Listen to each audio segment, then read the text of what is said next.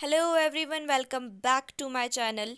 आज की इस वीडियो में हम बात करेंगे माइक्रोबायोलॉजी की, जो कि एक बहुत ही ज़्यादा इम्पोर्टेंट सब्जेक्ट है बी फार्मेसी थर्ड सेम का। तो चलिए शुरू करते हैं। सबसे पहले ये जान लेते हैं कि माइक्रोबायोलॉजी है क्या। तो माइक्रोबायोलॉजी तीन शब्द से मिलके बना है। पहला है micro, second one is bio and third one is logy. Micro का मतलब है स्मॉल, बायो का मतलब है लिविंग और लॉजी का मतलब है स्टडी। तो that is study of small living organisms.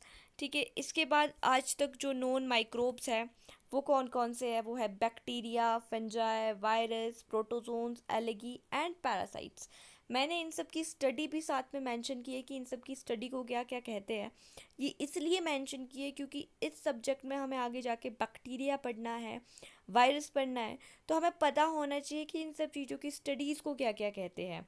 देखिए, स्टडी ऑफ बैक्टीरिया क्या है, बैक्टीरियोलॉजी। स्टडी ऑफ फंजाई क्या है, माइकोलॉजी। देखिए, बैक्टीरिया की स्टडी को क्या कहते हैं ये समझना आसान है, क्योंकि बैक्टीरियोलॉजी जैसे इसका नाम है वैसे ही इसकी स्टडी के लिए भी नाम है, सिमिलर। बट फंजाई का याद करना है क्योंकि ये डिफरेंट है, it is mycology. As it is virus, virology, protozoans, protozoology, algae, phycology, parasites, parasitology. ठीक है, तो ये टर्म माइक्रोबायोलॉजी है, ये दी थी किसने, लुइस पैस्चर ने। लुइस पैस्चर ने हमें ये टर्म दी थी माइक्रोबायोलॉजी, एंड लुइस पैस्चर को ही हम फादर ऑफ माइक्रोबायोलॉजी भी कहते हैं। ये जो माइक्रोब्स है या फिर हम है, ये कहाँ से है, ये सबसे पहले हमें एरिस्टोटल ने बताया कि दो तरीके की चीज़ें होती है, एक होती है लिविंग और दूसरी होती है नॉन लिविंग। और एरिस्टोटल ने हमें ये बताया, इन्हें हम क्या कहते हैं, फादर ऑफ बायोलॉजी भी कहते हैं। अब हम हिस्ट्री पे मूव करते हैं कि माइक्रोबायोलॉजी की हिस्ट्री क्या है।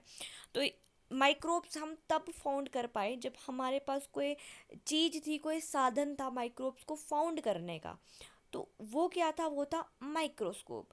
तो ये जो साइंटिस्ट थे गैलीलियो गैलीली, इन्होंने 1610 में हमें सबसे पहले जो माइक्रोस्कोप दिया था वो दिया था इन्होंने, ऐसा माइक्रोस्कोप जिनमें ट्रू फोकसिंग डिवाइसेस लगे हुए हैं।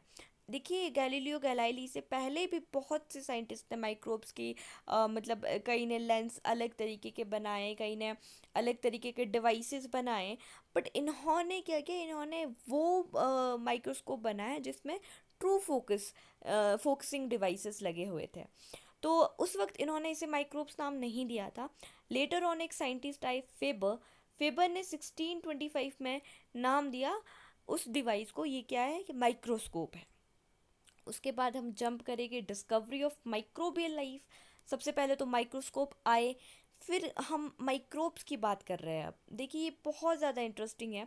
ये जो एंटोनी वॉन लिवेनहुक है, ये जो है ये साइंटिस्ट नहीं थे। ये क्या थे, एक टेलर थे, क्लोथ मेकर थे। तो इनका जो इंटरेस्ट है वो लेंस में था। वो लेंस में इनका इंटरेस्ट इसलिए था क्योंकि ये चाहते थे कि वो जो लेंस है वो इन लेंस को अपने जो डिज़ाइन क्लोथ कर रहे हैं उनमें वो उन लेंस को लगाए। तो इसलिए इन्होंने लेंस लिए, एंड जब उन्होंने लेंस को डीपली देखा तो उन्होंने क्या फाउंड किया, उन्होंने फाउंड किया बैक्टीरियाज और यीस्ट फाउंड की, प्रोटोजोआ फाउंड की। तो he was the first one who found microbes. Okay, और इन्होंने जब उन चीज़ों को पाया तो इन्होंने उनका नाम दे दिया डायरकिन्स और एनिमल क्यूल्स। उस वक्त पे इन चीज़ों को नाम नहीं दिया गया था माइक्रोब्स, इन्होंने उन चीज़ों को क्या नाम दिया, डायरकिन्स और एनिमल क्यूल्स। देखिए, ये चीज़ें बहुत ज़्यादा इंटरेस्टिंग है, हिस्ट्री बहुत ज़्यादा इंटरेस्टिंग होती है। अब हम आगे मूव करते हैं, और उस सदी में क्या एक थ्योरी आई जिसको कहते हैं हम थ्योरी ऑफ स्पॉन्टेनियस जनरेशन। इसको हम एबियोजेनेसिस भी कहते हैं। ओवर 2000 ईयर्स तक इस थ्योरी को माना गया। इस थ्योरी को बहुत से सारे साइंटिस्ट ने मिल के बनाया था। और ये थ्योरी हमें कहती है कि all living organisms are arise spontaneously from non living matter. कि जो भी लिविंग ऑर्गेनिजम्स हैं वो कहाँ से मिलके बने हैं, नॉन लिविंग मैटर से मिलके बने हैं। और इसके बाद शुरू होता है हमारा गोल्डन एरा माइक्रोबायोलॉजी का। ये कब तक था, सन 1860 टू 1910 तक। ठीक है, गोल्डन एरा शुरू हुआ लुइस पॉस्चर के वर्क के साथ। ठीक है, पॉस्चर ने क्या किया, पॉस्चर को हम फाउंडर ऑफ माइक्रोबायोलॉजी भी कहते हैं, फादर ऑफ माइक्रोबायोलॉजी भी कहते हैं। इन्होंने ये एबियोजेनेसिस की थ्योरी को डिस्प्रूव कर दिया। इन्होंने क्या किया, इन्होंने एबियोजेनेसिस की थ्योरी को डिस्प्रूव कर दिया।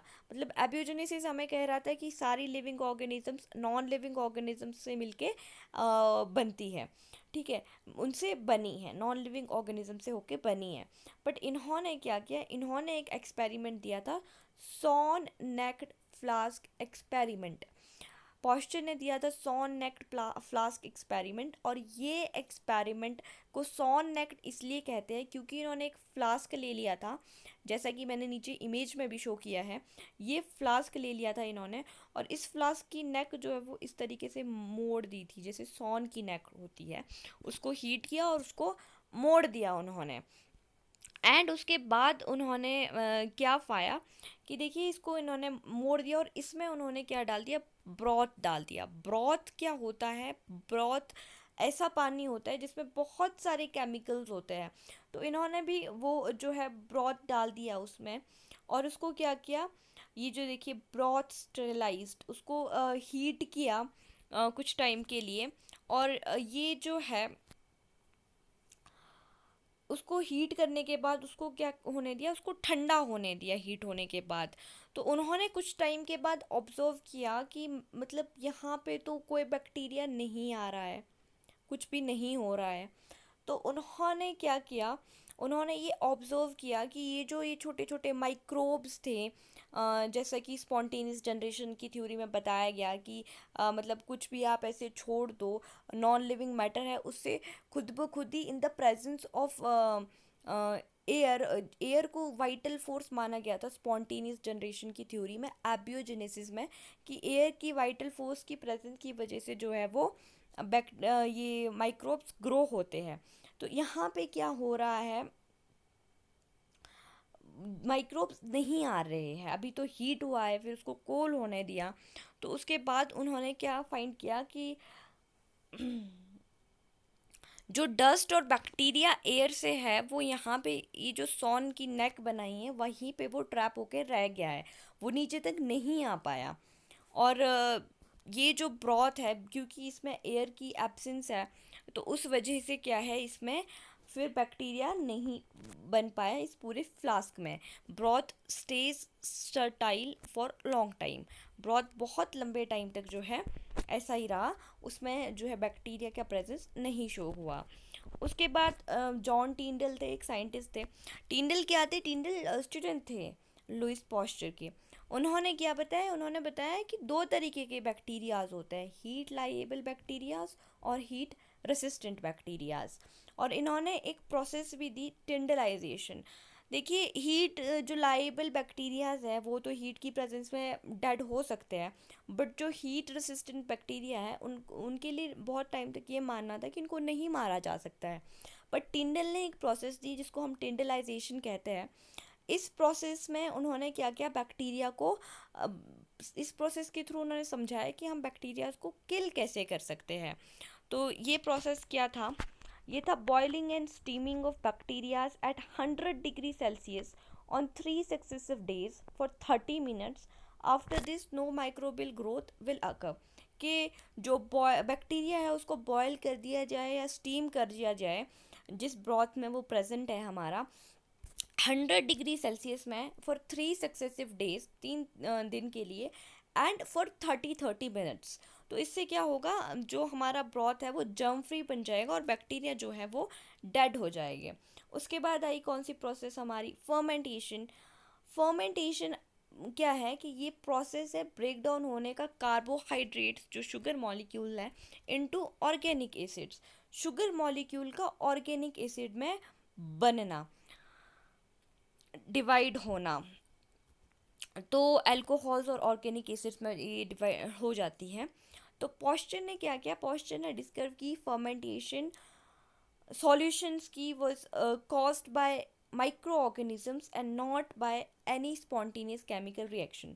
तो देखिए अर्लियर ये माना जाता था कि ये जो फर्मेंटेशन है ये केमिकल रिएक्शंस की वजह से होती है, मतलब जो हमारे कार्बोहाइड्रेट्स है वो अल्कोहल्स और ऑर्गेनिक एसिड में केमिकल रिएक्शन की वजह से बनते हैं। बट पॉस्चर ने इसको नकार दिया। पॉस्चर ने हमें बताया कि ये जो हमारा कार्बोहाइड्रेट्स है और ये जो हमारे ऑर्गेनिक एसिड है, ये माइक्रोब्स की वजह से, कार्बोहाइड्रेट माइक्रोब्स की वजह से अल्कोहल्स और ऑर्गेनिक एसिड में बंटता है। उसके बाद इन्होंने एक और प्रोसेस दी जो है पॉस्चराइजेशन। ये है killing of micro organism by mild heat की वजह से ये माइक्रो ऑर्गेनिज्म को किल करना। ये प्रोसेस आज तक जो है बियर इंडस्ट्रीज़ में ये फॉलो की जाती है।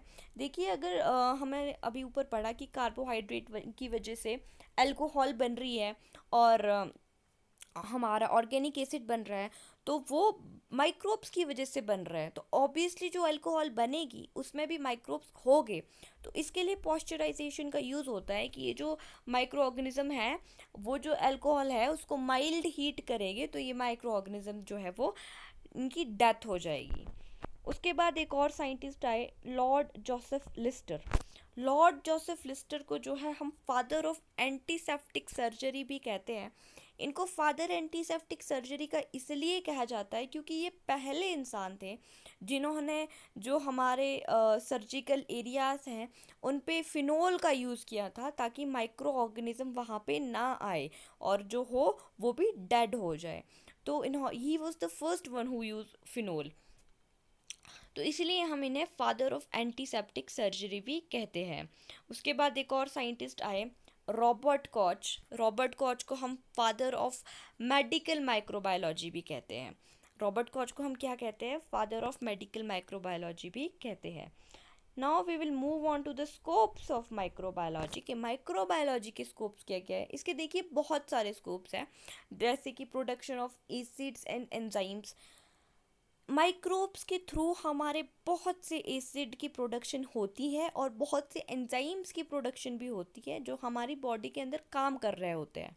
तो देखिए, मैंने कुछ नाम भी लिखे हैं और हमें इन सब चीज़ों का पता भी होना चाहिए अगर हमें कॉम्पिटिटिव एग्जाम्स की तैयारी करनी है, लाइक जी पैट है, ड्रग इंस्पेक्टर है, तो हमें इन सब चीज़ों का पता होना चाहिए।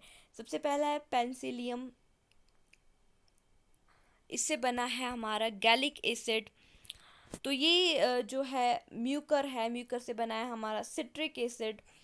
तो ये सब चीज़ें, इन सब चीज़ों के नाम जो मैंने दिए हैं, ये सब चीज़ें पढ़नी बहुत ज़्यादा ज़रूरी है, हमें पता होना चाहिए। कि देखिए, एंजाइम्स बहुत इंटरेस्टिंग है कि अमाइलेज कहाँ से मिलके बना है, प्रोटीएज कहाँ से मिलके बना है, इन्वर्टेज कहाँ से मिलके बना है, ये सारी एंजाइम्स हमारी बॉडी के अंदर काम करती है।